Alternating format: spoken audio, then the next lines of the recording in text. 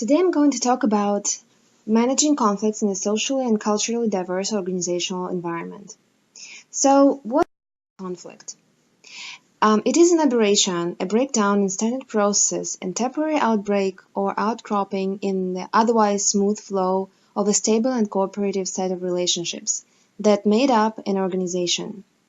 In any organizational setting, a conflict is almost inevitable because of different perceptions and goals of the organization members.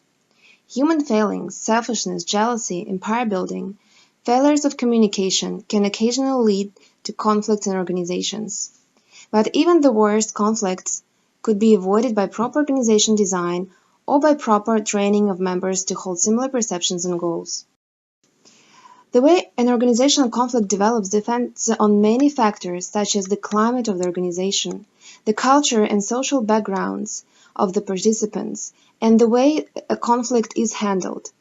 While the climate of an organization can be altered to decrease the possibility of conflicts, culture evolves over time and is highly resistant to change. The social and cultural components play a significant role in conflicts and shape the way the employees communicate and perceive their coworkers in various situations at work. Employees' education, ethnicity, traditions, family, and work all define and shape the way they communicate in conflict situations and also the way they understand others. Diversity at the workplace has become a common reality for many organizations. Diversity is encouraged and is considered to be beneficial for better understanding of other cultures, exchange of ideas and experiences, and a more diverse, effective working environment. Additionally, it is commonly believed that diversity reduces the possibility of conflicts.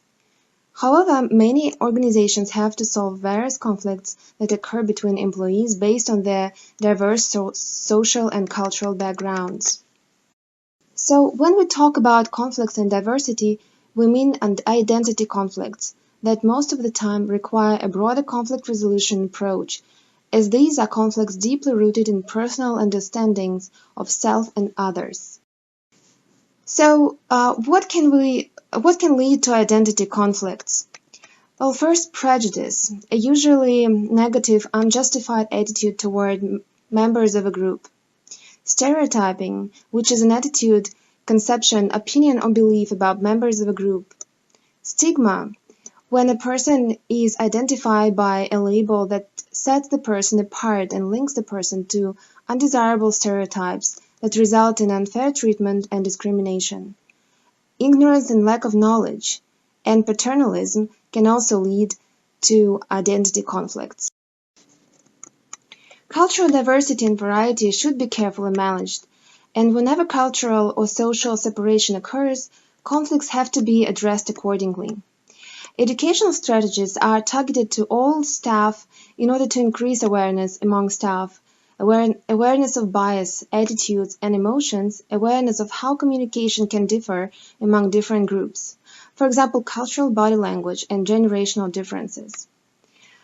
Another way of reducing discrimination is to improve communication skills through strategies for effectively communicating with diverse individuals, cross-cultural conflict management skills, and advocacy skills to challenge discrimination through policy and practice.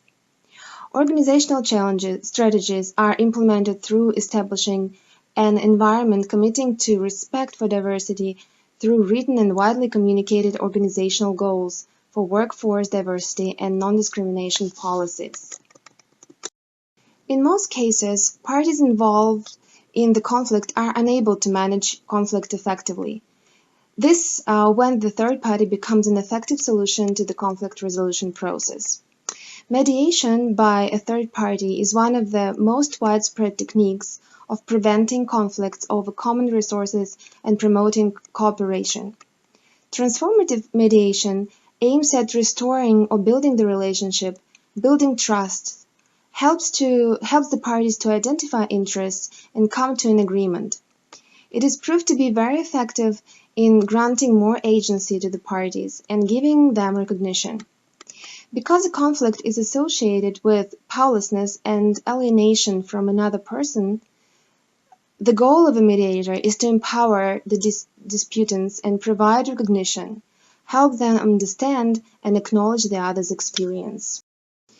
To sum up, diversity challenges some group processes and outcomes due to the tendency of in-group, out-group differentiations.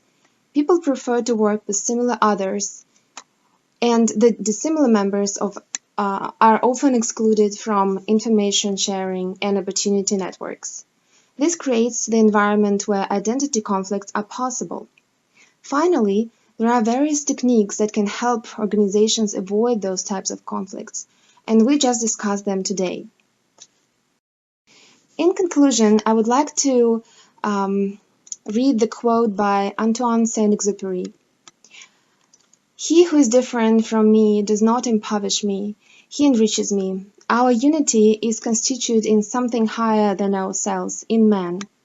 For no man seeks to hear his own echo or to find his reflection in the glass." Thank you.